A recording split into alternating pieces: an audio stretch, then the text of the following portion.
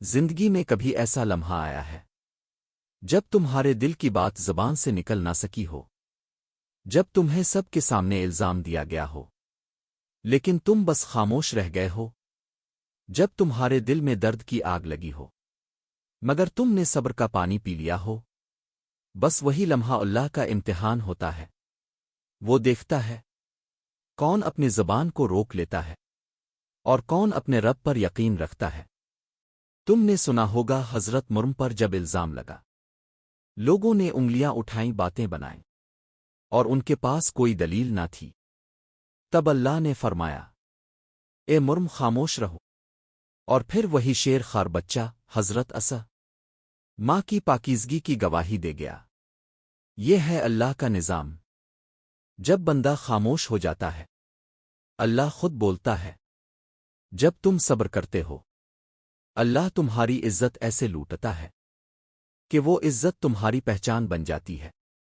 کبھی کبھی خاموش رہنا کمزوری نہیں ہوتا، یہ ایمان کی طاقت ہوتی ہے۔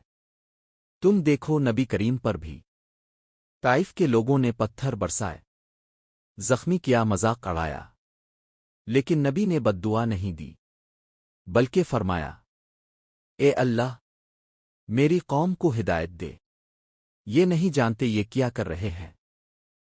یہی صبر ہے، یہی وہ خاموشی ہے جو عرش کے فرشتوں کو حیران کر دیتی ہے۔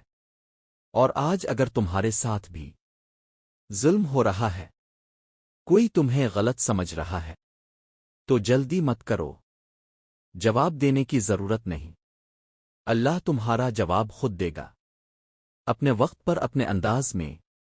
یاد رکھو، اللہ دیر کرتا ہے، اندھیرا نہیں کرتا۔ تمہاری آنکھوں کے آنسو، تمہارے سجدوں کی آہ، تمہاری راتوں کی دعا، سب اللہ کے پاس محفوظ ہیں۔ جب وہ وقت آئے گا تو وہ تمہیں ایسے نوازے گا کہ لوگ کہیں گے، یہ تو وہی ہے جسے ہم کچھ نہیں سمجھتے تھے۔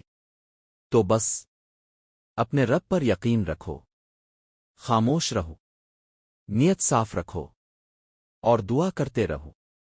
اللہ کبھی ان لوگوں کو اکیلا نہیں چھوڑتا جو اس کے لیے چپ رہتے ہیں۔ یہ دنیا تمہیں عارضی انصاف دے سکتی ہے، مگر اللہ تمہیں ایسا انصاف دیتا ہے جو ہمیشہ کے لیے تمہارا نصیب بن جاتا ہے۔ اختتامی پیغام: جب تم خاموش رہتے ہو تو سمجھ لو اللہ تمہارے لیے بولنے والا ہے، جو تمہارے حق میں فیصلہ کرے گا، ایسا کہ تمہیں بھی حیرت ہوگی۔ اگر آپ کو یہ ویڈیو پسند آئی ہو تو ابن نور کو سبسکرائب کریں، ویڈیو کو لائک اور شیئر ضرور کریں تاکہ یہ پیغام ہر اس دل تک پہنچے جو آج چپ ہے مگر اللہ پر یقین رکھتا ہے۔